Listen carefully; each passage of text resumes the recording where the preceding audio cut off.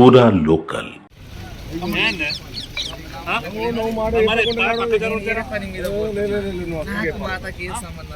మాత గారు సిద్దిపేటకు పోవాల్సింది. అర్థం చేసుకోండి మాతాజీ.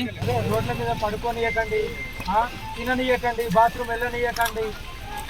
మీకు సాగొస్తుందా? అయ్యో జైలు అయ్యండి, మీకు అంత దమ్ముంటే జైలు. అయితే మాత గారు మీరు అన్ననే ఉండండి. ఆ శివుని ఆజ్ఞతోటే మీ దగ్గరికి వచ్చినాం. ఆ శివుడే మీ దగ్గరికి పంపించిండు. ఆ శివుడే మిమ్మల్ని ఇప్పుడు శివయ్య ఇప్పుడు ఇక్కడ ఆపిందంటే శివయ్య చెప్పినట్టే కదా మేడం మాత గారు. రేవంత్ రెడ్డి శివయ్య? రేవంత్ రెడ్డి కాదు, రేవంత్ రెడ్డి కాదు.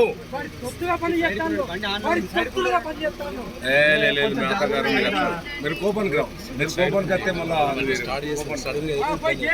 మీరు ప్రశాంతంగా ఉండండి మేధ గారు. మీరు ప్రశాంతంగా ఉండాలి.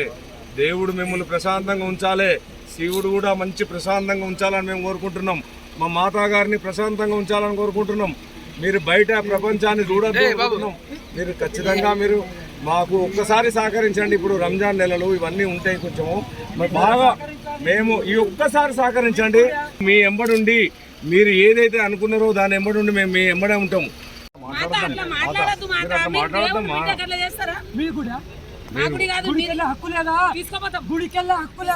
మేమే తీసుకుపోతాం మాత గారు, మేము తీసుకుపోతాం శివుని. మాత గారు తీసుకుపోతాం, మేము 100% తీసుకుపోతాం, 100% తీసుకుపోతాం. అద్దు మీరు మాత గారు అట్లా చేయకండి, మీరు రాకండి, కిందికి రాకండి. అద్దు చెప్తే వినండి మాత గారు. మాత గారు మీరు చెప్తే వినండి, మాత గారు వినాలి.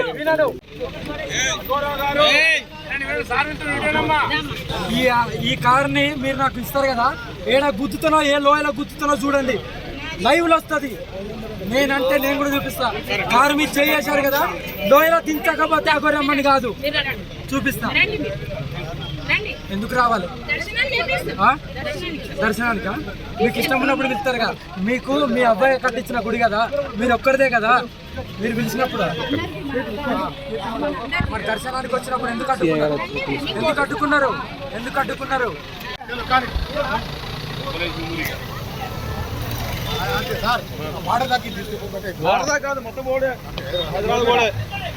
అలా నమస్తే సార్.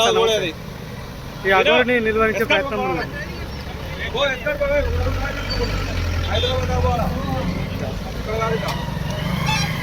అవునవును.